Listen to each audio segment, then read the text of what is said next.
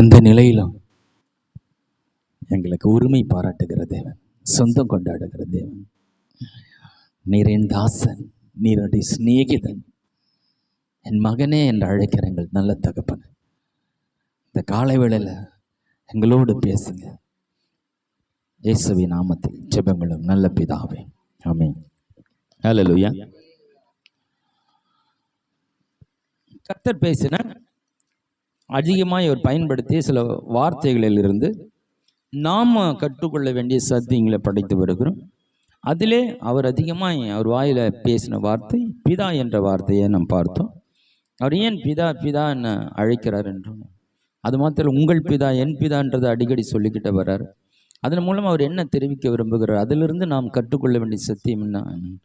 நான் பெரிய ஆளு தான், ஆனால் எனக்கு மேலே ஒரு பெரியவர் இருக்கிறார். நான் அறிவாளி தான், ஆனால் எனக்கு அறிவு தந்த ஒருத்தர் இருக்கிறாரு. நான் என்னதான் பெரிய ஆளாக இருந்தாலும் நான் இங்கே நிற்கிறதுக்கு அவர் தான் காரணம். அதனால் அவர் விருப்பத்தை நிறைவேற்றுவது தான் என்னுடைய விருப்பன்ற மாதிரி அவர் சொல்கிறாங்க. அதாவது அவர் எல்லாம் அறிந்திருந்தும் அந்த தலைமை என்ற ஒன்று அவர் பின்பற்றுகிறது நம்ம அதிலிருந்து கற்றுக்கொள்கிறோம். அது மாத்திரம் அவர் நான் யார் என்றதை சொல்கிறத ரொம்ப தெளிவாக இருக்கார் இல்லையா? நான் அந்த உலகத்துக்கு ஒளியாக இருக்கிறேன், நான் மெய்ப்பனாக இருக்கிறேன், ஜீவப்பமாக இருக்கிறேன்ற தான் யார் என்றது இந்த உலகத்துக்கு வெளிப்படுத்துறதுல அவர் ரொம்ப தெளிவாக இருக்கிறார். அது மாத்திரம் அவர் எதுக்கு இந்த உலகத்தில் வந்தேன், நான் என்ன செய்ய வந்தேன்றதான் தெளிவுபடுத்துறதா அவர் தெளிவாக இருக்கிறார். அதுபோல் நாம் அவர்கிட்ட பிதான்ற வார்த்தையிலேருந்து நமக்கு ஒரு தலைமை இருக்கிறது. எல்லா அந்த தலைமையின் கீழே தான் இருக்குது. இந்த கடைசி மனிதன் கூட அவனுக்கு ஒரு தலைமை இருக்கிறது இல்லையா? எல்லாருக்கும் ஒரு தலைமை என்ற ஒன்று தேவன் வைத்திருக்கிறாருன்றதை நம்ம புரிஞ்சுக்கிட்டோம். ரெண்டாவது, இயேசு யார் என்று அவர் அறிந்திருக்கிறார். அவருக்கு யாரும் சொல்ல தேவையில்லை. நமக்கு நாம் யாருன்னு நமக்கு தான் தெரியல. ஆனால் வேதம் இயேசு நம்மை குறித்து 2 முக்கிய வசனத்தில் சொன்னார். நீங்கள் இந்த உலகத்துக்கு பூமிக்கு உப்பாக இருக்கிறீர்கள், இந்த உலகத்துக்கு வெளிச்சமாக இருக்கீங்க. அது 2 குறித்து படித்தோம். வெளிச்சமாக இருக்கிறது எப்படின்னும் உப்பாக இருக்கிறது எப்படின்னும் அதோட மேன்மை படித்தோம். இந்த இயேசு சொன்ன முக்கியமான 2 நம்மை பற்றி சொன்னது. அதுபோக வேதம் முழுவதும் நம்மை குறித்து என்னென்று சொல்லுகிறது. இப்போ நம்ம யாருன்றதை நம்ம படித்து கொண்டாதான் நம்ம அதன்படி நடக்க முடியும் இல்லையா? போலீஸ்காரன் வேலைக்கு போயிட்டு, போலீஸ் வேலைக்கு போய் தடியெல்லாம் கொடுத்து தொப்பையெல்லாம் போட்டுட்டு அதுக்கு முன்னாடி ஒரு திருட்டு தொழில் பண்ணிட்டு இருந்தான்னு வச்சிங்களேன், அதை போலீஸ் என்ன உணரலைன்னா அப்புறம் என்ன பண்ணுவார்? மறுபடியும் போலீஸாக இருந்தால் போய் திருட்டுவார். ஏன்னா அவர் போலீஸ்ன்றதே அவருக்கு தெரியல. இன்னும் அவரை திருட்டு தொழிலை தான் பண்ணும், ஏன்னா அவர் திருட்டு இருந்தார் முதல்ல. அதுபோலத்தான் நாம் இந்த உலகத்தில் ரட்சிக்கப்படுவதற்கு முன்னாடி நம்ம என்னவா இருந்தன்றது முக்கியம் இல்லை.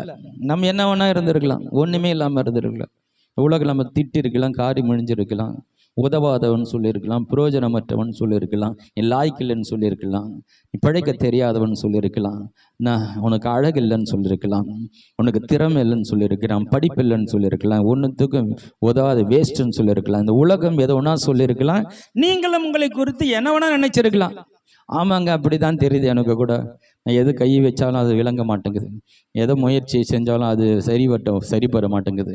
என்னால் நானும் எல்லாம் சொல்கிற மாதிரி தான் எனக்கும் இருக்குதுன்னு சொல்லி நீங்கள் கூட அதையும் நம்பி ஒரு வாழ்க்கை கிறிஸ்துவுக்கு முன்பாக ஆண்டவரை ஏற்றுக்கொள்வதற்கு முன்பாக அப்படிப்பட்ட ஒரு வாழ்க்கை நீங்கள் வாழ்ந்து இருக்கலாம்.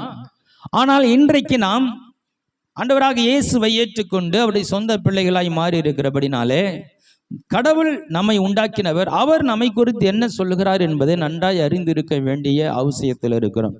நாம் யார் என்று வேதம் சொல்லுகிறதை நம்ம அறியாமல் போனால் நாம் பழைய வாழ்க்கையின்படியே பழைய நினைவுகளின்படியே நாம் என்ன நினைத்தோமோ அதுபடி தான் வாழ முடியும் இல்லையா? நம்ம ஏற்கனவே முடியாது, நடக்காது, கிடைக்காது, நான் ஒன்றும் இல்லை, எனக்கு ராசி இல்லாதவன், எனக்கு அது இல்லை இது இல்லைன்னு சொல்லி நினைச்சு வாழ்ந்தீங்களே, ஆண்டவருக்குள்ள கூட நீங்கள் இப்படி தான் வாழ்வீங்க. ஏன்னு கேட்டேன்னா நீங்கள் யாருன்னு இன்னும் உணராதபடினாலே. இப்போ வேதத்தை படித்து படித்து படித்து என்ன யார் என்று இந்த வேதம் சொல்லுகிறது என்று நீங்கள் அறிந்து கொள்ள வேண்டும். இந்த வேதம் சொல்லுகிற அந்த சத்தியம் தான் அது உங்களுடைய தலையெழுத்து. ஹல்லேலூயா. நீங்கள் நினைக்காதீங்க அவர் ஒரு கட்டெல்லாம் போட்டு கைரேகையெல்லாம் பார்த்து இதாங்க உங்கள் தலை எழுத்து, நீங்கள் 33 வயசில் செத்துருவீங்க, உங்கள் வாழ்க்கையில் அப்படி நடக்கும் இப்படி நடக்கும், உங்கள் தலையில் ஏதாங்க எழுதியிருக்கிறது அப்படின்னு இந்த உலகத்தில் ஒரு மனிதனுடைய தலையெழுத்தை இன்னொரு மனிதன் எழுத முடியாது. உருவாக்கின தேவன் மாத்திரமே தலையெழுத்தை எழுத முடியும். ஹல்லேலூயா. நம்ம சிருஷ்டித்த தேவன் நம்ம தலையெழுத்தை வேத வசனமாய் கொடுத்திருக்கிறார். ஹல்லேலூயா. இதுதான் நமக்கு ஜாதக புத்தகம். எது உங்க கையில் இருக்கிறதா? உங்க தலையெழுத்தை படிங்க. ஆண்டவர், நான் யார் ஆண்டவரே, நான் எப்படி இருக்கணும்னு நீங்க சொல்லியிருக்கீங்க. இதில் படிச்சு நீங்கள் யாரென்று அறிந்து கொண்ட பிறகு தான் அப்பதான் பேச முடியும் இல்லையா? நான் யார் என்று அறிந்த பிறகுதான் அதன்படி என்னால் பேசவே முடியும். நான் யாருன்னு எனக்கு தெரியலன்னா நான் என்னவா உணர்ந்து இருக்கணும், அப்படிதான் என்னோட பேச்சு இருக்கும் இல்லையா? ஒரு பிச்சைக்காரங்கிட்ட போய் பேசி பாருங்க, அவனுடைய பேச்சு எப்படி இருக்கும்?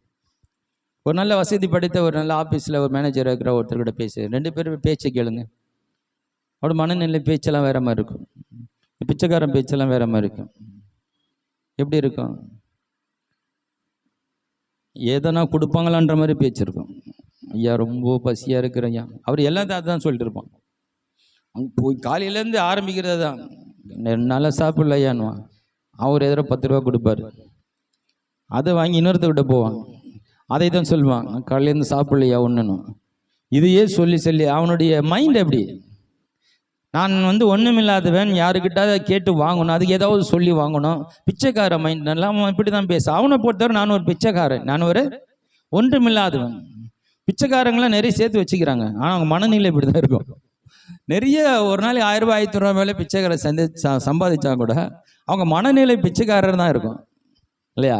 ஆனால் ஒன்றுமே கையில் இல்லாட்டி கூட ஒரு நல்ல ஒரு தரமுள்ள மனிதனுடைய வாழ்க்கையில் அவன் பேச்சு எப்படி இருக்கும்?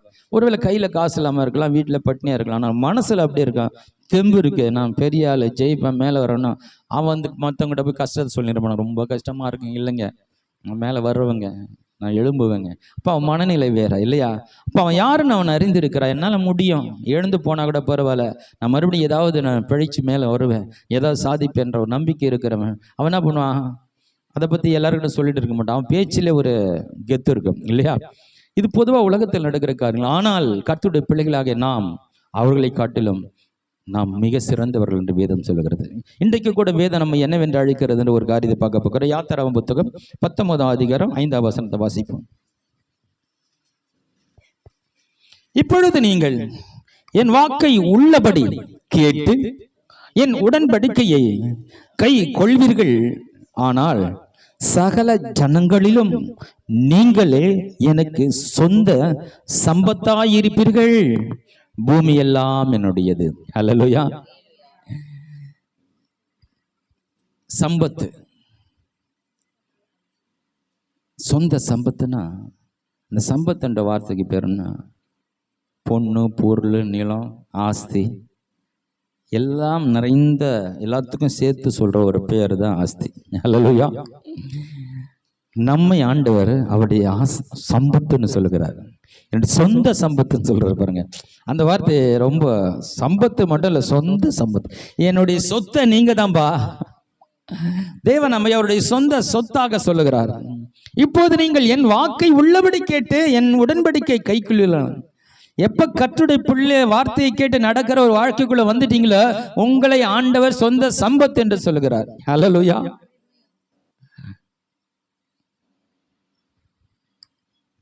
ஃபர்ஸ்ட் சொன்னாரு, இஸ்ரவேல் என்னுடைய சேஷ்ட புத்திரன், என்னுடைய தலைப்பிள்ளை அவன் தான் அவனு சொன்னார். நான் ஒரு தலைப்பிள்ளையா இருக்கிறோம். அப்புறம் அவருடைய சொத்து நாம தான், அவருடைய ஆமா சொந்த, என் சொந்த சொத்து இவங்க, நீ நானும் தான் அவனு சொல்றாரு. கொஞ்சம் நான் யோசித்து பார்த்தேன். வேதத்தை படிச்சீங்கன்னா கொஞ்சம் யோசிங்க, கொஞ்சம் பல கோணத்தில் யோசித்து பாருங்க. ரொம்ப இன்ட்ரெஸ்டிங்காக இருக்கும் வேதம் படிக்கும் போது. அப்போ தான் அப்படியே படிச்சுன்னு போகாதீங்க, அப்படியே படிச்சுட்டு அதெல்லாம் கொஞ்சம் கொஞ்சம் வேறு கோணங்களில் கொஞ்சம் யோசித்து பார்த்தீங்கன்னா ரொம்ப இன்ட்ரெஸ்டிங்காக பைபிள் படிக்கிறது ரொம்ப மகிழ்ச்சியாக இருக்கும். நிறைய வெளிப்பாடுகள் எடுப்பேன். நினச்சேன், இந்த தேவ தூதர்கள் பிரம்மாண்டமான பரலோகத்தில் இல்லையா, நினைச்ச இடத்துக்கு பறந்து போறாங்க, நினைச்ச இடத்துக்கு பறந்து போறாங்க, உருமாறுறாங்க. ஒரே நேரத்தில் பல லட்சம் பேரை கொள்றாங்க. அவங்களுக்கு இத்தனை ஆற்றலாம் இருக்குது, இத்தனை ஆற்றலாம் இருக்குது இல்லையா? பெரிய பெரிய முக்கியமான வேலையெல்லாம் செய்யறாங்க, எல்லாம் கரெக்டு தான்.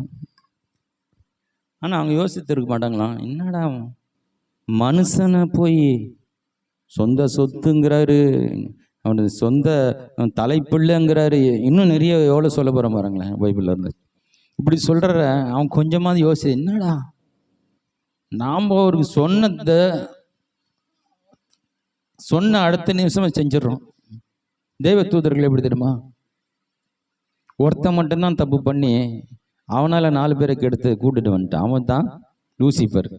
நான் பரலோகம் எப்படி தெரியுமா இருக்குது, பரலோகத்தில் தேவன் இயேசு சொல்றாரு, பரலோகத்தில் உங்களுடைய சித்தம் செய்யப்படுகிறது போல அப்படின்னு என்ன சொல்ல வர்றாரு. பரலோகத்தில் தேவ தூதர்கள் எப்படி இருக்கிறாங்கன்னா, தேவன் பேசுவதை கேட்க ஆவலா இருக்காங்க.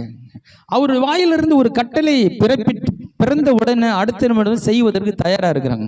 அவர் சித்தம் உடனே செய்யப்படுகிறது. பரலோகத்தில் இப்படி சித்தம் செய்யப்படுகிறது போலனா அங்க உடனே அவர் நினைச்ச சொன்ன அடுத்த நிமிஷம் எல்லாம் நடந்துருது. ஏன்னா ரெடியா இருக்கிறாங்க. பூலோகத்தில் தான் நடக்க மாட்டேங்குது. ஏன்னா சித்தமே அறிவதற்கே பெரிய பிரச்சனை, சித்தமே தெரியல, அப்புறம் எங்க நிறைவேறுது. பூமியிலும் இப்படி சித்தம் நிறைவேறணும். எப்படி நிறைவேறும்? முதல் நீ உன் சித்தத்தை ஆண்டவர் உன்னை குறித்த சித்தத்தை நீ அறிந்து முதல்ல உனக்குள்ள தேவ சித்தத்தை நிறைவேறினா தானே அப்புறம் உன்னை சூழ்ந்து இருக்கிறவர்களை குறித்த சித்தம் நிறைவேறும் இல்லையா? உன்னை கொண்டு தான் தேவன் தேவ சித்தத்தை நிறைவேற்ற. முதல் உன்னை குறித்த உனக்குள்ள ஒரு சித்தம் நிறைவேறணுமே. நீ இப்படி இருக்கணும்னு முதல்ல அவர் நினைக்கிறாரு, அது முதல்ல உனக்கு புரியணுமே, அப்பதானே இல்லையா? இப்போ இவனுக்கு புரிய வைக்கிறதுக்குள்ள ஆண்டவர் இத்தனை வெளிப்பாடு. கடந்த வாரத்தில் கிதியோனை பற்றி சொன்னாங்க. அவ்வளோ நீ பராக்கிரமசாலின்னுங்கிற அப்படின்னுங்கிற, அப்போ கூட அவனுக்கு கொஞ்சத்தில் விசுவாசம் வர மாட்டுது. எதிரி முகாமுக்கியாக கொண்டு போய் வச்சு அவங்க வாயாலே சொல்ல வச்சு அப்போதான் அவனுக்கு நம்பிக்கை வருது. இப்படியெல்லாம் ஒரு மனிதனுக்கு இவ்வளோ அவனை விசுவாசம் வருவதற்கு அவனை இப்படி பண்ணி ஆட்டி தாட்டி தாலாட்டு பாடி என் மகனே அப்படியே இப்படி எல்லாம் சொல்லி இவனை இப்படி பண்ண வேண்டியதாக இருக்கு.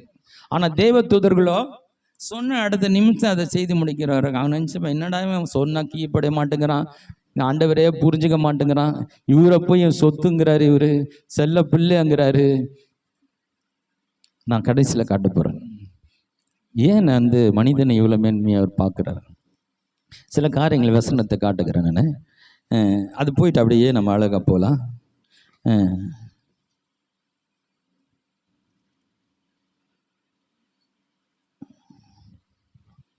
லூக்கா எழுதின சுவிசேஷம் 1ஆம் அதிகாரத்தில் 11 13 வரைக்கும் வாசிங்க. லூக்கா 1ஆம் அதிகாரம் 11 13. அப்பொழுது கர்த்தருடைய தூதன் ஒரு தூபபீடத்தின் வலது பக்கத்தில் நின்று அவனுக்கு தரிசனமானான். சகரியா அவனை கண்டு கலங்கி பயமடைந்தான். தூதன் அவனை நோக்கி, சகரியாவே பயப்படாதே, உன் வேண்டுதல் கேட்கப்பட்டது. உன் மனைவியாய் எலிசபெத் உனக்கு ஒரு குமாரனை பெறுவார். அவனுக்கு யோவான் என்று பெயரிடுவாயாக. உனக்கு சந்தோஷமும் மகிழ்ச்சியும் உண்டாகும். அவன் பிறப்பின் நிமித்தம் அநேக சந்தோஷப்படுவார்கள். அவன் கர்த்தருக்கு முன்பாக பெரியவனாயிருப்பான். அந்த ஃபுல் சாப்டர் பேச வரல, நான் தெய்வ தூதன் பற்றி பேச விரும்புகிறேன். அதாவது அவன் வேண்டுதல் செய்த அந்த வேண்டுதலை பதிலாக தெய்வ தூதன் கொண்டு பேசுகிறான். இவன் அவரை பார்த்த உடனே ஒரு பயந்து நடுங்கிறான் இல்லையா? அது வாசிங்க. தூதன் அவனை, சகரியாவே பயப்படாதே, உன் வேண்டுதல் கேட்கப்பட்டது. அவன் பயந்து முதல்ல, அதுக்கு முன்னாடி வாசிங்க. சகரி அவனை கண்டு கலங்கி பயம் அடைந்தான். யோசித்து பாருங்களேன், மனுஷனு தேவன் எவ்வளவு உயர்வான். எனக்கு என்னுடைய சொந்த பிள்ளைங்கிறார், என் சொத்துங்கிறார், இன்னும் நிறைய காரியங்களை சொல்லி கொண்டு இருக்கிறார். இந்த தேவ தூதன் ஒரு தேவனுடைய மனுஷனுக்கும் தேவனுக்கும் ஒரு வேலைக்காரனை தான் வச்சிருக்கிறாரு. அவனை பார்த்து மனுஷன் பயப்படுறானா, அப்போ தேவனை குறித்த சகரியாவுடைய அறிவு என்ன, தேவ தூதனை குறித்த அவனுடைய அறிவு, அவனை பார்த்து பயந்து ஏன் கலங்கணும்? அவர் பார்த்தோன்னே பயந்து ஒருத்தன் காலில் விழுந்துறான், ஏந்திருப்பா நான் கடவுள் இல்லைப்பான்றான் தேவ தூதர். அப்ப மனிதனுடைய அறிவு கடவுளை குறித்து எப்படி இருக்கிறது? கடவுள் நம்ம என்ன நினைக்கிறாரு, நமக்கு எவ்வளவு மரியாதை கொடுத்திருக்கிறார், நம்ம எவ்வளவு மதிக்கிறாருன்னு மனுஷனுக்கு இன்னும் புரியல. மனுஷனுக்கு புரியல. அது புரிஞ்சிருச்சு நம்ம வேற லெவல், வேற இல்ல. இப்போ தேவ தூதனை பார்த்து பயந்து நடங்கி கலங்கி அப்படியே கிடுகிடுன்னு ஆடி இருக்கும்போது உடம்புலாம் குளிர் ஜுரம் வந்திருக்கும்போது என்னடா ஆச்சுன்னு சொல்றாரு. கடவுள் உன்னை இவ்வளோ உயர வச்சிருக்கிற, உன்னை மதிக்கிறாரு, உனக்கு நல்ல செய்தி சொல்ல தான் வந்தேன், நீ ஏன்ப்பா நடங்குற? உன்னை பார்த்தா நான் தான் நடக்கணும். ஏன்னு கேட்டுனா உனக்கு வேலை செய்வதற்காக வந்திருக்கிறேன். அல்லேலூயா. பாருங்களேன், நம்முடைய அறிவு பாருங்க. வேலைக்காரனை பார்த்து பயப்படுற ஒரு நிலைமை பாருங்க. தேவ தூதனை பயந்து நடக்கிறாங்க. இன்னும் சிலரில் காட்ட போகிறோம் பாருங்க. இப்போ தேவனுடைய பிள்ளைகளாக இருந்து கூட தேவன் நம்ம என்ன நினைக்கிறார் என்ற அறிவு இல்லாமல் போயிடுச்சு பாருங்க. நமக்கு தேவைப்படுது பாருங்க. அப்போதான் நம்ம யாருன்றது புரிந்து கொண்டாதான் நம்ம பேச்சு மாறும் பாருங்க. நியாயாதிபதிகள் புத்தகம் 6ஆம் அதிகாரத்தில் 22, 23 வாசிக்கலாம்.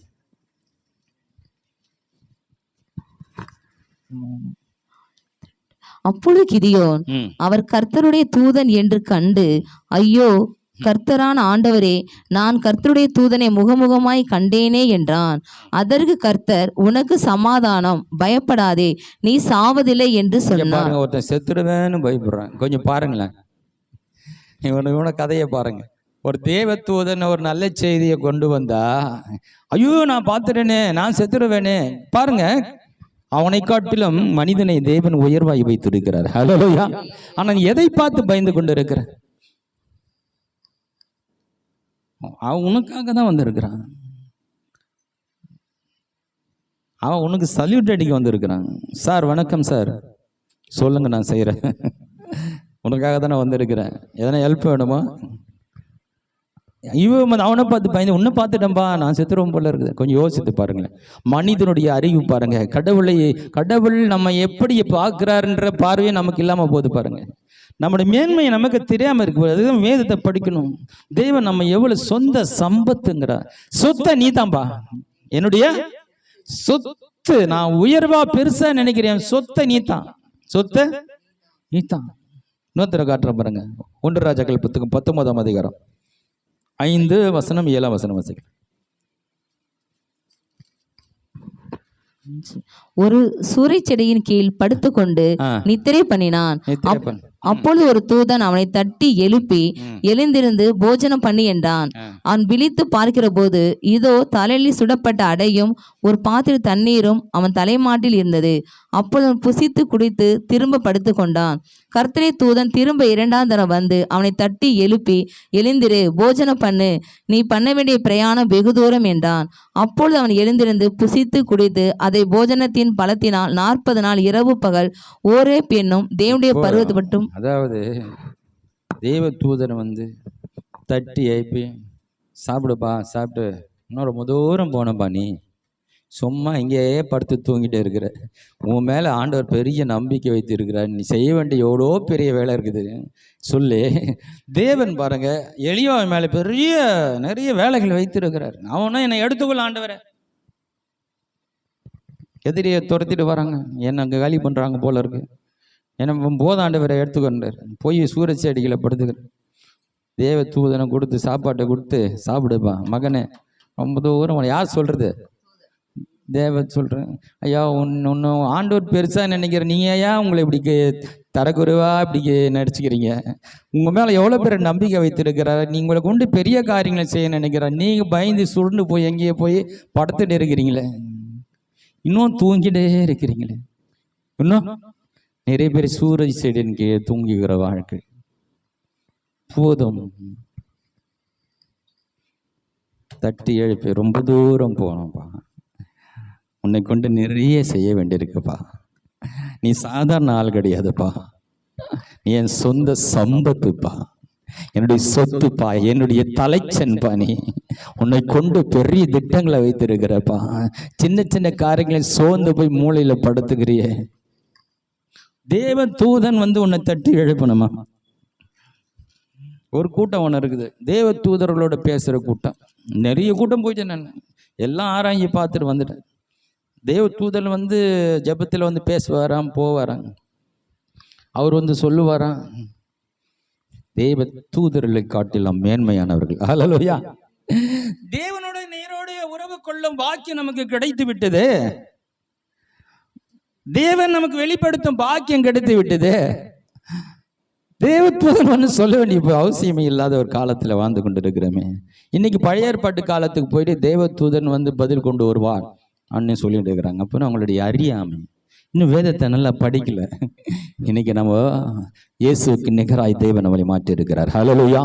அவருடைய நாமத்தின் மீது விசுவாசம் உள்ளவர்களை அவரை ஏற்றுக்கொண்டவர்கள் எத்தனை பேர்களோ அத்தனை பேர்களும் அவருடைய பிள்ளைகளாகும்படி அதிகாரம் கொடுத்துட்டாரு. ஹல்லேலூயா. அப்பா கிட்ட நேரடியா பேசலாம். அப்பாவுக்கு நடுவில் ஒருத்தர் வந்து செய்தி கொண்டு வந்து கொடுக்கணுமா? சூறை செடியில தட்டி எழுப்பு, ஏந்துரு சீக்கிரம் சீக்கிரம். நினைக்கிறேன் தேவ தூதன் வந்து எழுப்புனா நான் ஏந்துக்கிறேன்னு நிறைய பேர் இருக்கிறாங்க. நீங்கள் யாருன்னு அறிந்து கொண்டா தேவ தூதெல்லாம் வாரத்தில் எழுந்து நடக்க ஆரம்பிச்சிருங்க. அல்லேலூயா. நான் இந்த சாதிக்க பிறந்தவன், நான் உயர பிறந்தவன், இந்த உலகத்தில் நான் பெரிய காரியங்களை செய்யும்படி என்னை தெரிந்து கொண்டிருக்கிறார். தேவனுடைய மகனாக இருக்கிறார், அவர் சொந்த சம்பத்தா இருக்கிறேன், அவருடைய தலைச்சனா இருக்கிறேன். நான் என்னை கொண்டாண்டு பெரிய காரியங்களை செய்ய விரும்புகிறார். நான் சாதாரணமான ஆள் இல்லை என்று உணர்ந்துட்டுனா யாரும் உதவி நாடிட்டு இருக்க மாட்டீங்க. அல்லேலூயா. அதெல்லாம் தெரியல பாருங்க. பெரிய காரியத்தை எளிய செஞ்ச வானத்தில் அக்கினி இறக்கினவனுக்கு தான் யார் என்று உணர முடியாத அவனுக்கும் ஒரு தெய்வ தூதருடைய அவனுக்கு உதவி தேவைப்படுகிறது. ஹல்லேலூயா. தெய்வ தூதர்களை காட்டிலும் 1000 மடங்கு தேவன் நம்மை உயர்வாய் எண்ணுகிறார். ஹல்லேலூயா. இது புரிஞ்சுட்டா நம்ம ஸ்டைலாக மாறிடும் இல்லையா? மனுஷன் பாருங்களேன், எதை வணங்கணும்னு தெரியல இல்லையா? பார்த்தோன்னா தெய்வ மனிதர்களோ போய் தெய்வ தூத காலில் விழுந்துறாங்க. இந்த காலில் விழுற கதை இன்னும் நடந்துட்டு தான் இருக்கு. எதை வணங்கணும்னு தெரியல. நம்மளை தேவனுக்கு நிகராய் தெய்வ சாயலாய் சிருஷ்டித்திருக்கிறார். நாம் உயிரற்ற ஒன்றுமே இல்லாததை போய் அதை ஒரு வணங்கி அது எனக்கு உதவி செய்யணும்னு நினைக்கிறீங்களே இல்லையா? சிலர் கிளிகிட்ட போய் கேட்குறது, கிளியே போய் இதை கேட்டுருக்கீங்களா? போங்க, மெரினா பீச்சில் வச்சுட்டு இருக்காங்க நிறைய கிளி ஜோசிக்காரங்களாம். கிளி ஜோசி இந்த வந்து நம்ம கார்த்திகேயன் ஐயாவுக்கு ஒரு சீட்டு எடு அப்படின்னு கிளி போ அடுக்கடுக்காக இருக்கும். ஒரு இதை தூக்கி போட்டு பார்த்துப்போங்க. கார்த்திகேயன் என்ன அது முருகரா? ஓகே புடி. அதுக்கு ஒரு சிக்னல் கொடுப்பாரு. அங்கே கரெக்டாக சிக்னல் கொடுத்தோன்னு கரெக்டாக கார்த்திகேயன் முருகர் போட்டோ எடுத்து வந்து கொடுத்துறது. நீ கிறிஸ்டின் பேரை சொன்னோன்னா மாதா போட்டோ எடுத்து வந்து கொடுத்துரு. கிளிக்கு தெரியாது, அதுக்கு ஒரு சிக்னல் இருக்குது. கொடுத்தோன்னா அதுக்கு போடுவார். உடனே அதை ஒரு புக் எடுத்து படிப்பார். உனக்கு இப்படி நடக்க, உனக்கு பெரிய கண்டம் இருக்கிறது, அப்படி இருக்கு இப்படி இருக்கு, நீ அந்த கோயிலுக்கு போய் இதை பண்ண பாருங்க. எவ்வளோ தேவன் மனிதனை தேவ சாயலாகவும் எவ்வளோ உயர்வாக படைத்திருக்கிற. ஆவி ஆத்துமா இல்லாத ஒரு சின்ன ஒரு உயிரினத்துக்களை போய் சிந்திக்க தெரியாத ஒரு கிளிநிலத்தில் போய் தன்னுடைய தலையெழுத்தை கேட்குற எவ்வளோ மனிதன் அறிவீனமாய் போயிருக்கிறான். ஆனால் தேவனுடைய பிள்ளைகளாகியும் கூட அப்படி இருக்கலாமா? நாம் யார் என்று நம்ம அறிந்து கொள்ள வேண்டும். ஹல்லேலூயா. நம்ம யார் என்று அறிந்து கொள்ளுதான் வேதம் கையில் கொடுக்கப்பட்டிருக்கிறது. ஹல்லேலூயா.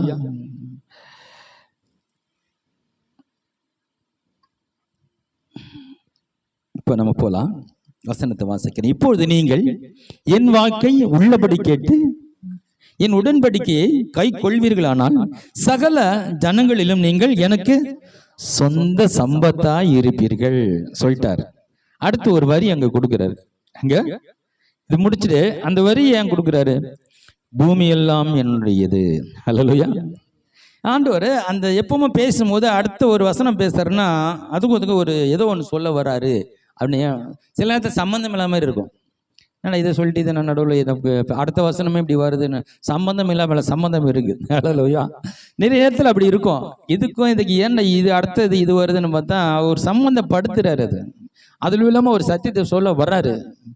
அதுக்காக தான் இங்கே தூக்கின அந்த பூமி என்னுடையதுன்றாரு இல்லையா? என்ன சொல்றாரு? பூமியில வந்து மனிதர்கள் உயர்வாய் நினைக்கிற காரியங்கள் நிறைய இருக்கு இல்லையா? ரொம்ப காஸ்ட்லி. தங்கங்க இருக்கு, பூமியில தான் இருக்கு. வெள்ளி, வைரம், வைடூரியம் எல்லாம் மிக விலை, மனிதனுக்கு விலை உயர்ந்த காரியங்கள் நினைக்கிற அவங்க எல்லாம் இந்த பூமியில தான் இருக்குது. மனுஷன் பெருசா நினைக்கிற எல்லாமே இந்த பூமிக்குள்ள இருக்குது இல்லையா? பகல ஐஸ்வர்யம் இந்த பூமியில் இருக்குது இல்லையா? அப்போ மனிதன் அதை பெருசா நினைக்கிறான் இல்லையா? அது என்னுடையது தான். அதை காட்டிலும் நீ என்னுடைய சொந்த சம்பத்தா இருக்கிற. ஹல்லேலூயா. அது எவ்வளவு காஸ்ட்லியா இருந்தாலும் அது என் பார்வைக்கு ரொம்ப விலை உயர்ந்ததல்ல. நீரே விலையேற பெற்றவன். ஹல்லேலூயா. நீரே என்னுடைய சொந்த சம்பத்தா இருக்கிறீங்க. அதெல்லாம் நிகராகாத உனக்கு. அப்படி நான் உன்னை சிருஷ்டித்து இருக்கிறேன். ஹல்லேலூயா. அதுதான் சொல்ல வர்றாரு, அதுதான் சொல்ல வர்றாரு. 1 கொரிந்தியர் புத்தகம் 10ஆம் அதிகாரம் 26.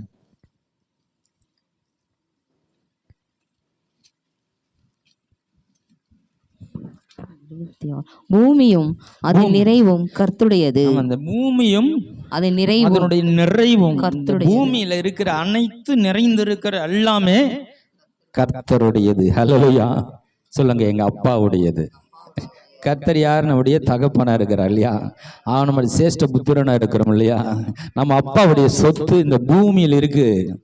உங்களுக்கு அதுல பங்கு இருக்குதா இல்லையா? கொள்ளு பேரனுக்கும் பங்கு இருக்குது. கொள்ளு இந்த பூமி சொல்லுங்க, ஏன்னா எங்க அப்பா சொத்து. ஹல்லேலூயா. எங்க அப்பாவுடைய நிலத்துல வாழ்ந்த பூமி எங்க அப்பாவுக்கு சொந்தமானது. இந்த பூமியில யாரும் சொந்தம் கொண்டாட, நான் பிடிச்சிருவேன், ஆட்சியை பிடிச்சிருவேன், இதை எல்லாம் ஒரு நாள் விட்டுட்டு போக வேண்டியது. எல்லாத்தையும் ஆண்டவர் எல்லாத்தையும் தலைகீழ மாற்றுவார். ஹல்லேலூயா இல்லையா? வேதத்தில் படித்த ஒரு இடத்துல இஸ்ரவேலுடைய காணியாட்சிகளையும் அந்த நிலங்களையும் அந்நியருக்கு விற்கக்கூடாது. அந்நியருக்கு அவன் அந்நியர் அந்த நிலத்துக்குள்ளே வந்து அவன் விக்கிரகத்தையும் அவனுடைய கொண்டு வருவானா. அதனால் அந்நியர் இந்த நிலத்துக்குள்ளே வரக்கூடாது, அந்நியருக்கு விற்கக்கூடாது. வித்த இன்னொரு இஸ்ரவேலனை தான் விற்கணும். அதாவது கர்த்தர் வாழுகிற அந்த பிள்ளைகள் வாழ நிலம் கூட வேற யாருக்கும் போகக்கூடாதுன்னு நினைக்கிற ஆண்டவர். ஹல்லேலூயா. உன்னை எப்படி விட்டு கொடுப்பார்? ஹல்லேலூயா. உன்னை யாராவது வாங்கிட முடியுமோ?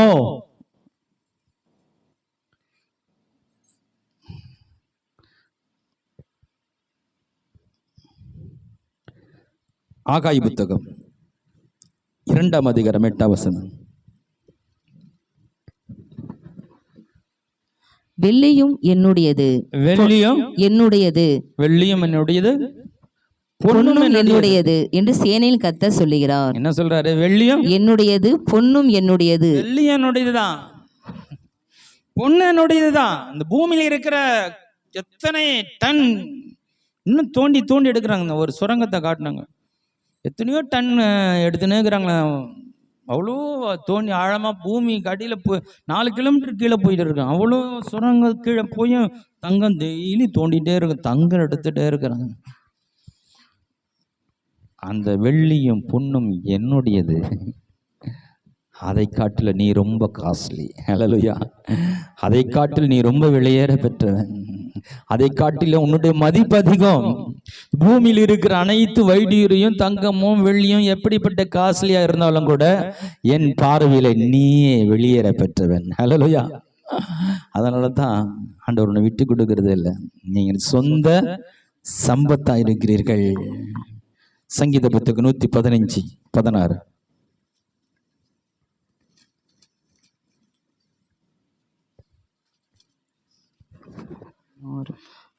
வானங்கள் கர்த்தருடையவைகள், பூமியோ மனுபுத்திரருக்கு கொடுத்தார். பாருங்க, இவ்வளவு காஸ்ட்லி எல்லாம் எழுதி உங்களுக்கு கொடுத்துட்டாரு. ஹலோ சொல்லுங்க, இங்க பூமியில இருக்கிற வெள்ளியும் பொண்ணும் எனக்கு சொந்தம். ஹல்லேலூயா. சீட்டு போட்டங்க, சீட்டு. ஆமா, இப்போயோ கொஞ்சம் கொஞ்சமா நான் என்ன பண்ணணும், என் பொண்ணுக்கு சேர்த்து வைக்கணும். அதனால போயிட்டு ஒரு அரசோரம் தங்கம் வாங்கிட்டு வந்துட்டேன். நமக்கு என்ன தெரியுமா, அந்த தங்கம் தான் பெருசா நம்ம நினைக்கிறோம். நான் சொல்ல, தங்கத்தோட நீங்க உங்க ரேட்டு தெரியுமா, உங்க விலை தெரியுமா? தேவனுடைய பார்வையில நீங்க வெளியேற பெற்றவன். ஹல்லேலூயா. அவருடைய சொந்த சம்பத்து, அவருடைய சொத்தை நீங்க தான், சொத்தை நீங்க தான். வெளிப்படுத்தின விசேஷம் 21ஆம் அதிகாரத்தில் 15 இருந்து 21 வரைக்கும் வாசிக்கலாம்.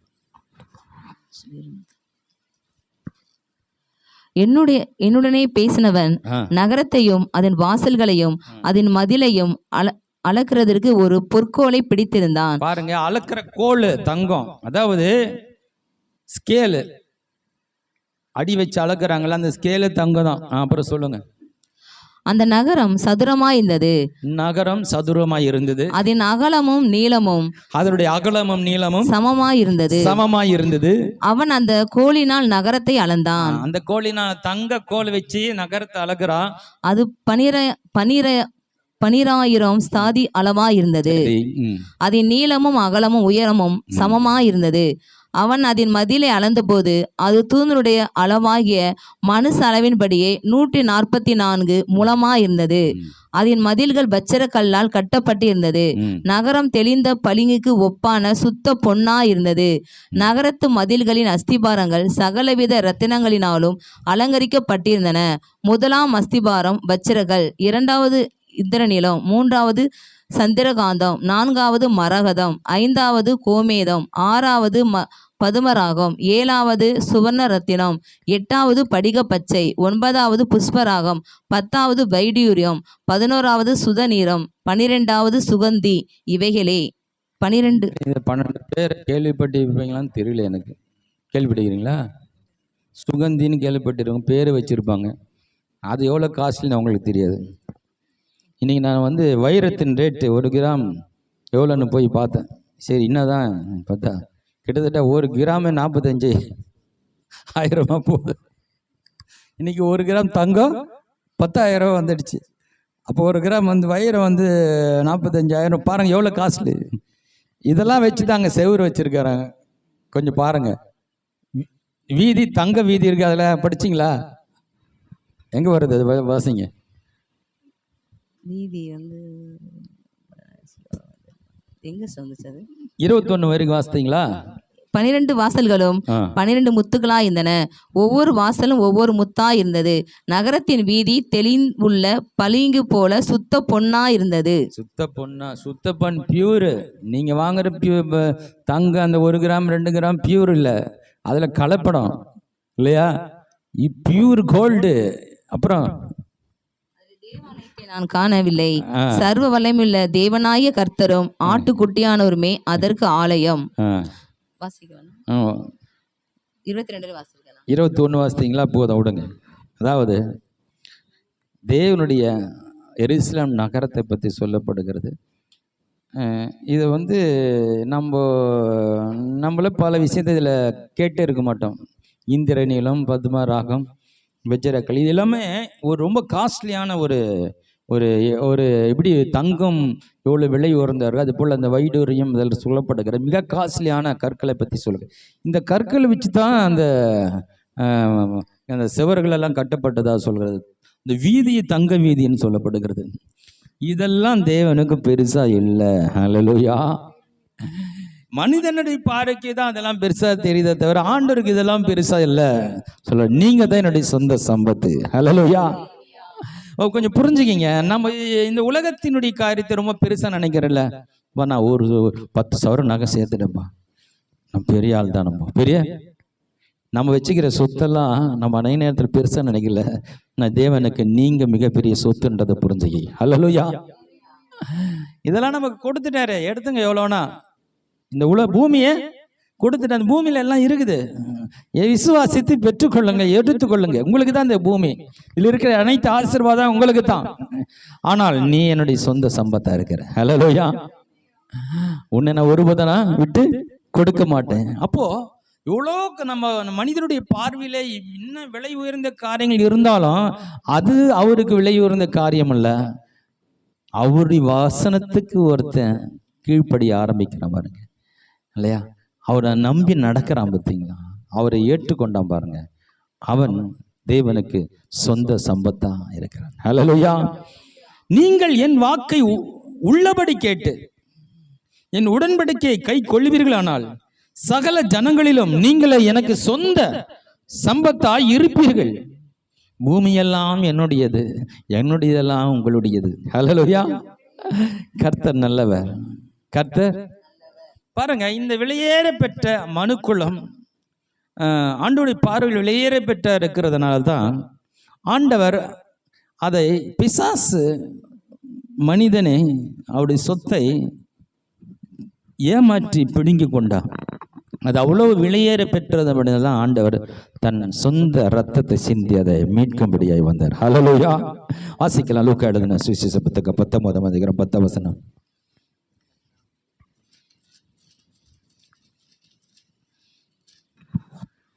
இழந்து போனதை தேடவும், இழந்து போனதை தேடவும் தேடவும் ரட்சிக்கவுமே மனுஷகுமாரன் வந்திருக்கிறார் என்றார். மனிதனை தேவன் இழந்து விட்டார். அவர் மனிதனை இழக்கல. மனிதன் பிசாசுடைய வார்த்தைக்கு கீழ்ப்படிந்து தன்னை பிசாசுக்கு விற்று போட்டான், அடிமையாகி விட்டான். தேவனுடைய அவர் கொடுத்த அந்த ஸ்தானத்தை இழந்து தேவனை விட்டு அவன் செய்த தவறினால அவனுக்கு சொந்தமான, தேவனுக்கு சொந்தமான அவனை பிசாசுக்கு சொந்தமான மாறிட்டான் இல்லையா? அப்போ என் சொந்த சம்பத்து, என் சொந்த சம்பத்துன்னு சொல்லுகிற அந்த மனிதனை தேவன் எப்படி விட்டு கொடுப்பாரு? அவர் விட்டு கொடுக்கவில்லை. அல்லேலூயா. இழந்ததை தேடவும் ரட்சிக்கவும் இயேசு உலகத்தில் மனுக்குலத்தை ஆண்டவர் ரொம்ப அவர் நேசிக்கிறார். அவருடைய சொந்த சம்பத்தாக மனுக்குலத்தை நினைக்கிறபடினால்தான் பிசாசு மனிதனை பாவத்தில் விழ வைத்து தேவனை விட்டு பிரித்து தேவனை இழக்கும்படியாய் செய்துடான். ஆண்டவரும் இழந்ததை மீட்கும்படியாய் இந்த உலகத்தில் வந்தார். அல்லேலூயா. யாரெல்லாம் மீட்கப்பட்டிருக்கீங்க? ஹல்லேலூயா. உங்களுக்காக ஒருவர் தன் சொந்த ரத்தத்தை சிந்தி இருக்கிறார் என்றால் நீங்கள் எவ்வளவு வெளியேற பெற்றவர்கள். ஹல்லேலூயா. நீங்கள் வெளியேற பெற்றவர்களே. மத்திய சுவிசேஷ புத்தகம் 20ஆம் அதிகாரம் 28ஆம் வசனத்தை வாசிக்கலாம்.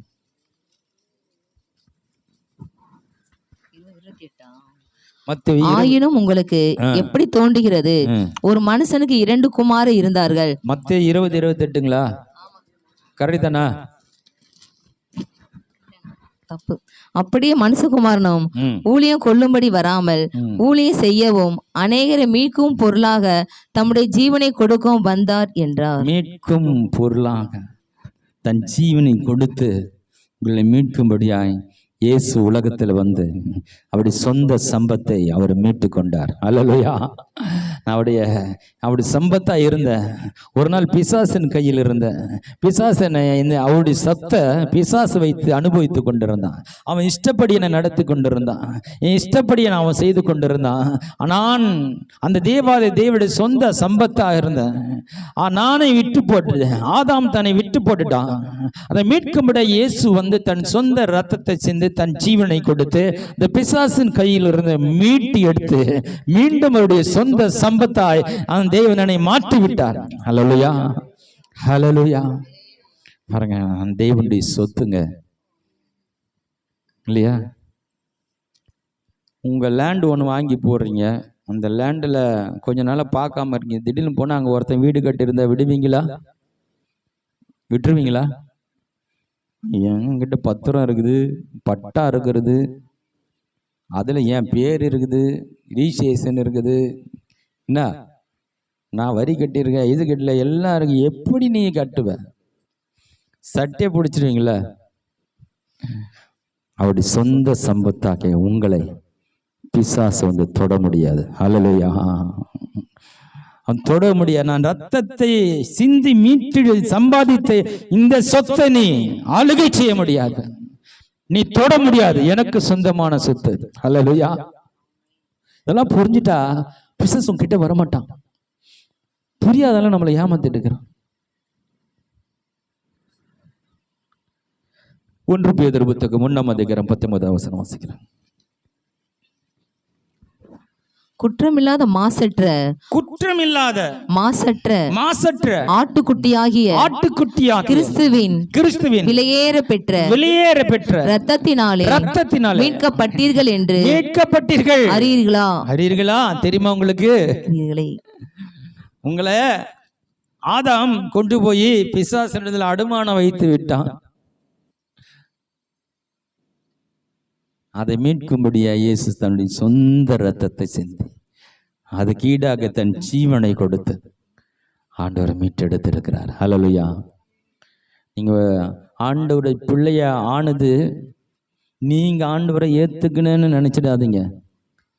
நான் வந்து ஏதோ ஆண்டவருக்காக இதை விட்டுட்டேங்க, நான் அதை கொடுத்துட்டேங்க, ஆண்டவருக்காக அதை செஞ்சுட்டேன்னு பெருமை நினைச்சாதீங்க. ஆண்டவர் உங்களுக்கு செஞ்ச காரியத்தை யோசித்து பாருங்க. அவர் சொந்த ரத்தத்தை ஒரு சொட்டு கூட சரீரத்தில் முழுவதுமாய் சிந்தி தன் ஜீவனை கொடுத்து தான் உங்களை ஆண்டவர் மீட்டு இருக்கிறார். ஹல்லேலூயா. அதுக்கு ஈடாக நாம் என்ன செய்ய முடியும்? அதற்கு ஈடாக இல்லையா? ஒரு பாட்டில் ரத்தம் கொடுங்கன்னா யாரும் கொடுக்க மாட்டாங்க. ஒரு பாட்டில் ரத்தம் அப்படி குத்தாலும் அது வந்து நல்ல ரத்தமா வேற, அது ஒரு பிரச்சனை. எய்ட்ஸ் இருக்கா, சுகர் இருக்கா, என்ன குடிச்சிருக்கியா, இதெல்லாம் இல்லாம கொஞ்சம் நல்லா இருந்ததுதான் அந்த ரத்தம் கூட யூஸ் ஆகுது. இல்லைன்னா வானா ரிஜெக்டட் இல்லையா?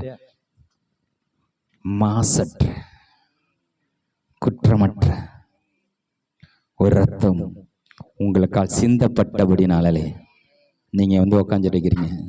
இல்லைங்க நாங்கள் வந்து அவரை வந்து அவருக்காக நான் இதை செஞ்சேன் அதை செஞ்சேன், நான் அவரை நம்பினேங்க, எல்லாம் கரெக்டு.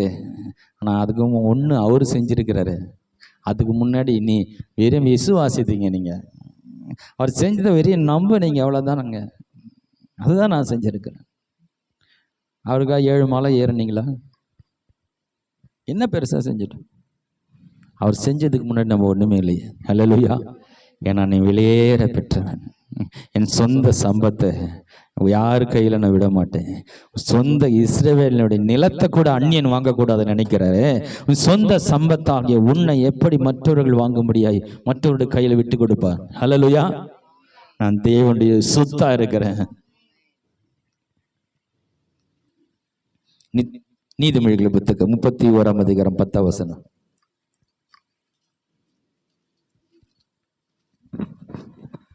குணசாலியான ஸ்திரியை கண்டுபிடிப்பவன் யார்? அவரே கேள்வி கேட்டார். ஏன்னா அவருக்கு கொஞ்சம் டவுட் இருக்கிற பொழுது, குணசாலியான ஸ்திரியை கண்டுபிடிப்பவன் யார்? ஆமா, யார் எங்க இருக்கிறான்னு தெரியல. அவருக்கு கிடைக்கல. ஞானிக்கு சாலமோன் ஞானியை தேடுறாரு. யாருப்பா, யாருன்னா இருக்கீங்களா, வாங்க. ஒரு குணசாலியான ஸ்திரியை கண்டுபிடிப்பவன் யார்? கண்டுபிடிக்கிற ஆள் இருந்தா வாங்கப்பா. என்னால கண்டுபிடிக்க முடியல. நானா 9,000 பொண்டாட்டியை கட்டிட்டேன். 1000மா? கொஞ்சம் 1000 பொண்டாட்டி கட்டி நல்லா இப்போ ஆளை தேடி தேடி பார்க்குறேன். ஒன்றும் சாய்ஸ் இல்லை. எனக்கு நீ யாருன்னா இருக்கீங்களா சொல்லுங்க. குணசாலியான ஸ்திரீ கண்டுபிடிப்பவன் யார்ப்பா? கொஸ்டின் வச்சிட்டாரு. எனக்கு தெரியல, நீங்க இருந்தா சொல்லுங்கன்றார். அப்புறம் அவளுடைய விலை முத்துக்களை பார்க்கிலும் உயர்ந்தது. அப்படி இருந்தா, அதாவது குணசாலியான ஒரு ஸ்திரீ இருந்தா கண்டுபிடிச்சிட்டீங்கன்னா அவளுடைய அந்த ரேட்டு, விலை, மதிப்பை பத்தி சொல்றாரு. முத்துக்களை பார்க்கிலும் உயர்ந்தது. ரொம்ப காஸ்ட்லி பாங்க ரேட்டு. வாழ்க்கையில அழகான பொண்ணை தேடாதீங்க. அழகு உங்க கூட வராது. வாலிபத்தில் இருக்கிற புரிஞ்சுக்கிங்க. அழகு உங்களுக்கு எந்தவித உதவியும் பண்ணாது. ஆனா அந்த வாலிபத்தில் அழகை தான் தேடும். அது உங்களுக்கு கொஞ்ச நாள்ல கசக்க ஆரம்பிச்சிடும். குணசாலி, அல்லேலூயா, அவன் குணம் தான் முக்கியம். அவன் தான் ரொம்ப காஸ்ட்லி. அந்த பெண்ணை தான் ரொம்ப காஸ்ட்லி. குணவதின்றாங்களே, சிறந்த பண்புகள் நிறைந்த ஒரு பெண் இருக்காங்களே, அவளை ரொம்ப காஸ்ட்லியா வேதம் சித்தரிக்கிறது. அதை தேடுங்க. ஒருவேளை அழகு இல்லாமல் இருக்கலாம், ஒருவேளை உங்களுக்கு அதிக படிப்பு கூட இல்லாமல் இருக்கலாம். அந்த குணம் தான் நம்ம கூட கடைசி வரைக்கும் நிற்கும். அல்லேலூயா. அவங்களுடைய குணாதிசயங்கள் நம்ம கூட கடைசி வரைக்கும் வரும். அவங்களுக்கு அன்பு நம்ம கூட கடந்து வரும். அவங்களுக்கு இருக்கிற அந்த ஒரு இறக்க குணம் நம்ம கூட கடந்து வரும். அவங்களுக்கு இருக்கிற காரியங்கள் நம்ம கூட தான் வாழ்க்கையோட கடந்து வரும். அதான் நமக்கு யூஸ் ஆகும்.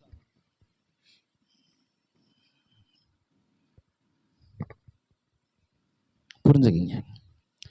குணஸ்தாலியான ஸ்திரியை கண்டுபிடிப்பவன் யார்? அவளுடைய மதிப்பு முத்துக்களை பார்க்க ரொம்ப காஸ்ட்லிப்பா. ரொம்ப எப்படியாவது அதை செலக்ட் பண்ணிட்டு, அதான் சொல்ல வர்றாரு. என்னது, அப்படி ஒரு பெண்ணையோ அப்படிப்பட்ட ஒரு ஆணையோ நீங்க பார்த்துட்டீங்கன்னா உடனே செலக்ட் பண்ணிட்டீங்க. நீங்க அதை கண்டுபிடிக்க முடியாது. அது உலகத்தில் எங்கே ஒண்ணுதான் இருக்கு இல்லையா? கண்ட இடத்துல முத்தை பார்க்க முடியாது இல்லையா? அது முத்தை கடலின் ஆழத்திலிருந்து எடுக்கிற ஒன்று. அது டக்குன்னு எல்லாரும் கையில கிடைக்கிற விஷயம் இல்லை. உனக்கு தென்பட்ட அதை உடனே என்ன பண்ணு, அதை விலை கொடுத்து வாங்கிடு. விலை கொடுத்து வாங்கிடு. மத்தேயு சுவிசேஷ புத்தகம் 13ஆம் அதிகாரம்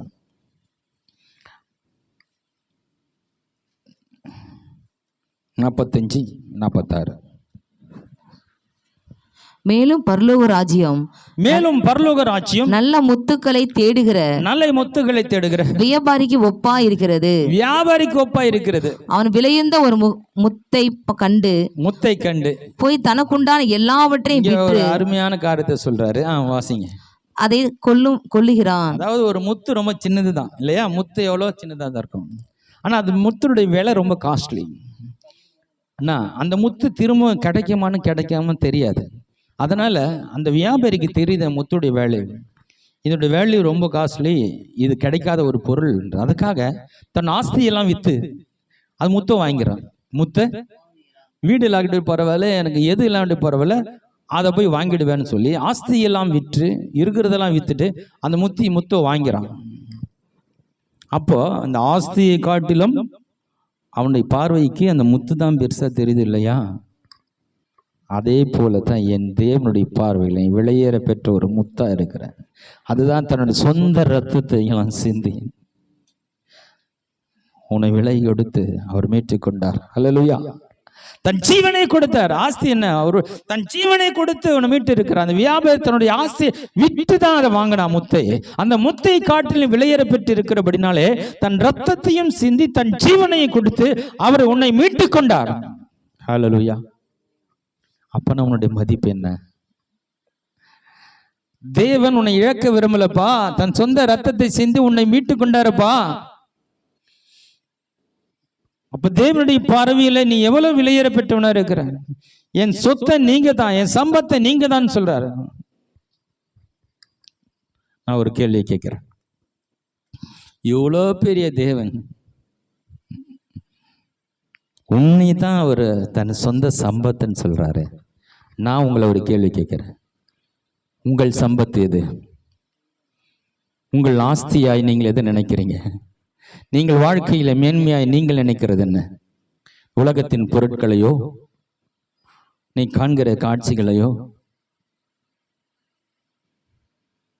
அவரால் உண்டாக்கப்பட்ட எண்ணெயே, அவர் சாயலால் உண்டாக்கப்பட்ட எண்ணெயே அவருடைய சொந்த சம்பத்தா நினைப்பானால், என்னை உண்டாக்கிய தேவன் தானே நம்முடைய உண்மையான சம்பத்தா இருக்க முடியும். அவர் தானே உண்மையான சொத்தா இருக்க முடியும். ஹல்லேலூயா. சொல்லுங்க, என் சம்பத்து என் தேவன், என் சொத்து ஆஸ்தி என் தேவன் தாங்க. ஹல்லேலூயா. இந்த பூமியெல்லாம் எனக்கு கொடுத்தாரு, வெள்ளியும் பொண்ணையும் கொடுத்துட்டாரு, இந்த பூமியில எல்லாம் எனக்கு எடுத்துக்கிட்டாரு. ஆனா அதை காட்டிலும் அவர் சாயலாய் சிருஷ்டித்த என் தேவனே என்னுடைய சொத்தா இருக்கிறார். ஹல்லேலூயா. அவரே என்னுடைய சம்பத்தா இருக்கிறார். அவர் என்னுடைய சொத்து. ஹல்லேலூயா. அப்ப எது இருக்குது எது இல்லை அதெல்லாம் நம்மளால என்ன பண்ணுவோம், பெற்றுக்கொள்ள முடியும். அதெல்லாம் பெரிய விஷயம் இல்லை. இந்த சம்பத்தை நம்ம ஒரு நாள் இழக்கக்கூடாது. உன் வாழ்க்கையில ஒரு நாள் இந்த சொத்தை இழந்து விடக்கூடாது. இந்த சொத்தை நீங்க விலை கொடுத்து வாங்க முடியாது. ஹல்லேலூயா. இந்த சொத்து இலவசமா ஆண்டவரை ஒருத்தர் நம்பும் போது இந்த மிகப்பெரிய சொத்து உங்களுக்கு சொந்தவங்க. இப்படியாவது இந்த மாதிரி ஒரு சொத்தை யாரும் எழுதி தருவாங்களா? ஏன்னா நம்புங்க, இந்த ஒரு கிரவுண்ட் லேண்ட் உன் மேலே எழுதி வச்சிருந்தேன். ஆமாங்க நான் நம்புறேங்க. எல்லாம் 10 பேர் நிற்பான். 10 பேர் நம்புறேங்க. நம்புறேன்னா நம்ம நம்புறேங்க. நம்புறதுக்காக சொத்து, நம்புறதாங்க சொத்து. ஹல்லேலூயா. இந்த தேவன் உனக்காய் மரித்தார் என்பதை நம்புவதன் மூலமாக இந்த பரலோக தேவன் உன் சொத்தாக மாறுகிறார். ஹல்லேலூயா. உனக்காக இந்த மாதிரி 7 உலகத்தை உண்டாக்க முடியும். ஹல்லேலூயா. 1000 புதல்களை உனக்காக தோண்டி எடுக்க முடியும். அவர் தான் நம்முடைய சொத்து. நமக்கு அவர் தான் ஒரு சொத்து. ஹல்லேலூயா. நமக்காக எத்தனை காரியங்களை உருவாக்கி தர முடியும். ஹல்லேலூயா. பாருங்க, இந்த அறிவு நமக்கு வந்துருச்சுன்னா நம்முடைய மனநிலை எப்படி இருக்கும்? சின்ன சின்ன காரியங்களை உனக்கு எனக்கு பிடிச்சின்னு அந்த பக்கம் அவங்க இழு, இந்த பக்கம் நான் இழு, நீ என்னென்ன பார்க்கலாம், உனக்கு வருதா எனக்கு வருதா பார்ப்போம், இழுத்து வச்சுக்கணும். என் சொத்தே அவர் தாங்க. ஹல்லேலூயா. அதுக்கு ஈடு இணை இருக்குதா? இல்லாதவைகள் எல்லாம் இருக்கிறவைகள் போல அழைக்கிற தேவன். ஹல்லேலூயா. வண்ணாந்தரங்களில் வழிபடுகிறவர். ஹல்லேலூயா. அவருடைய சொத்து ஒண்ணுமே இல்லாவிட அங்கு உருவாக்கக்கூடிய ஒரு வல்லமை உள்ள தேவன் என் சொத்து என்றால் எதுவுமே என்கிட்ட இல்ல, நான் மிகப்பெரிய சொத்து ஒண்ணு என்கிட்ட இருக்கு. அண்ட சராசரங்களை படைத்த மாபெரும் தேவன் என்னுடைய சொந்த சொத்தாய் இருக்கிறார், சம்பத்தாய் இருக்கிறார். அதுதான் என்னுடைய மாபெரும் சொத்து. அல்லேலூயா. அவர் என்னை பற்றி கொண்டால், பிடித்து கொண்டால் எல்லாவற்றையும் நான் சுதந்திரித்துக் கொள்ள முடியும். அல்லேலூயா. இல்லையா? கானான் தேசம் அடைவதற்கு வாக்குத்தத்தம் பண்ணி இவங்க என்ன பெருசா பண்ணிட்டாங்க? யுத்தம் பண்ணும் போது கூட ஆண்டவர் யுத்தம் பண்றாரு. சும்மானா இவங்க கையை வீசிக்கின்னு கல்மழையை கொண்டு இவங்க ஜெயிக்கும்படியான காரியம் எல்லாமே அவர் பண்றாரு. இல்லையா? நீங்க சும்மா ஒரு ஜஸ்ட் என்ன பண்ணுங்க, கத்தி எத்துன்னு அப்படி இப்படி ஆட்டி நிறுங்க, நான் மிச்சம் நான் பார்த்துக்கிறேன். கிதியோன் என்ன பண்றாரு? பானையை எடுத்துன்னு போப்பாண்டாரு. பானையை ஓடிச்சிட்டு வெற்றி பெற்றான், முடிஞ்சு போச்சு. அவ்வளோ ஜனங்களை அவங்கள வெட்டிங்கன்னு செத்து போகிறாங்க. கொஞ்சம் யோசித்து பாருங்களேன். அநேக இடங்களில் இவங்க என்ன பெருசாக அவங்க செஞ்சான்னு பார்த்தா ஏதாவது ஒன்று செய்ய சொல்கிறாரு. சும்மா ஒரு கணக்குக்கு பண்ணு, கத்தி எத்துன்னு அப்படி ஆட்டு பண்ணு, பானை எத்தனை போய் ஓடிப்பா முடிச்சு, நீ பண்ண ஏதோ பண்ணு பண்ணு, நான் அங்கே பெருசாக பண்ணிக்கிறேன். அல்லேலூயா. நமக்காய் பெரிதான காரியங்களை செய்கிற ஒரு தேவன். அல்லேலூயா. நம்ம யாருன்னு புரிஞ்சுட்டாலே நம்ம வாழ்க்கையுடைய நிலைமையெல்லாம் மாறிடும் பாருங்க. அல்லேலூயா. நம்முடைய தேவனுடைய சாயலாய் உண்டாக்கப்பட்டிருக்கிறோம் இல்லையா? நமக்கு ஒரு பிள்ளை இருக்குதுன்னு வச்சுங்களேன், நம்ம பிள்ளைக்கு கார் வாங்கி கொடுக்கலாம், ஒரு லேண்டை வாங்கி கொடுக்கலாம், அவன் விருப்பத்தெல்லாம் நம்ம வாங்கி கொடுக்கலாம். நான் கேட்குறேன், உங்கள் பார்வை அந்த பிள்ளைக்கு வாங்கி கொடுத்த அந்த பொருட்கள் மேலே இருக்குமா, பிள்ளை மேலே இருக்குமா? இல்லை, அவங்க வாங்கி கொடுத்த அந்த பொருள் முக்கியமா, பிள்ளை முக்கியமா? பிள்ளை தானே முக்கியம். அதனால உனக்கு கொடுத்த இந்த இத்தனை பூமியமான எல்லா பொண்ணெல்லாம் அவருக்கு முக்கியம் இல்லை, அவருக்கு நீ தான் முக்கியம். அல்லேலூயா. ஏன்னா அவருடைய சாயலில் உண்டாக்கப்பட்டிருக்கிற நீ நினைச்சா இந்த உலகத்தில் எதை வேணா உருவாக்கக்கூடிய நிலையில ஒன்று படைச்சிருக்கிறார். அல்லேலூயா. அதானே? நீ நீ என்ன புரிஞ்சுக்கிட்டு உன்னை புரிஞ்சுக்கிட்டேன்னா நீயே நிறைய காரியங்கள் உருவாக்கலாம், நீயே பெரிய காரியங்களை செய்ய. அப்படிப்பட்ட ஆற்றல் உனக்குள்ள இருக்குது. அது உங்களுக்கு புரியல. புரியாதனால தெய்வத்தூதனை காலை விழுற, யாரு காலை விழுன்னு தெரியல, யாரு காலை பிடிக்கணும்னு தெரியல, யாரோடைய காலெல்லாம் விழுந்து கிடக்குற, அவரை பிடிச்சா மேலே வந்துடலாமா, அவர் ஏதோ வழிகாட்ட வராங்க. ஐயோ, உன் சொத்து ஒன்று இருக்குதுங்க, மாபெரும் சொத்து. அல்லேலூயா. சர்வ வல்லவரனுடைய சொத்து, சாவாமை உள்ளவரனுடைய சொத்து, எல்லாவற்றையும் மாற்றி அமைக்கிற சூழ்நிலைகளையும் சமயங்களையும் ராஜாக்களை தள்ளி ராஜாக்களை ஏற்படுத்துகிற மாபெரும் தேவன் என்னுடைய சொந்த சொத்தா இருக்கு. என்னுடைய நான் உரிமை பாராட்டக்கூடிய சொத்து என்னுடையது. அல்லேலூயா. அந்த சொத்தை வச்சு நான் மேலே வந்துடுவேங்க. அல்லேலூயா. நீங்க சொந்த வீடு இல்லைங்க, வாடகை வீட்டில் தாங்க இருக்கிறேன். கவலைப்படாதீங்க, மிகப்பெரிய சொத்து உங்க பேர் மேல இருக்குது. அல்லேலூயா. இந்த பூமியை சொந்தம் கொண்டாட நமக்கு தான் உரிமை இருக்குது. அல்லேலூயா. ஏன்னா நாம் தேவனால் சிருஷ்டிக்கப்பட்ட தேவனுடைய பிள்ளைகளா இருக்கிறோம், தேவனை விசுவாசிக்கிறோம். இந்த பூமியில நீங்க எத்தனை லேண்ட் எவ்வளோ கேட்குறீங்க உங்களுக்கு வந்து சேரும். ஒரு லேண்டு, ஒரு கிரவுண்ட் லேண்டு வேணுமா, அந்த வரை எனக்கு ஒரு லேண்டு கிரவுண்டு இந்த பூமியில் சொந்தமானதற்கா நன்றி. நீங்கள் வீடே கிடைக்க மாட்டேதுங்க, கிடைக்கும். அல்லேலூயா. உனக்காக எவனோத்தை விடுத்துட்டு போயிடுவான். எவனா? ஒருவேளை 2 வீடு ஒன்றா சேர்ந்த மாதிரி கிடைக்கும். எப்படியே நடக்கும். அவரால் முடியாதது ஒண்ணுமே கிடையாது. அவர் மாபெரும் தேவன். அல்லேலூயா. முடியாததை முடித்து காட்டுறதுல அவர் சர்வ வல்லவர். அல்லேலூயா. நடக்காததை நடத்தி காட்டுறதுல அவரை போல வேற யாருமே கிடையாது. அவர் மாபெரும் சர்வ வல்ல தேவன்.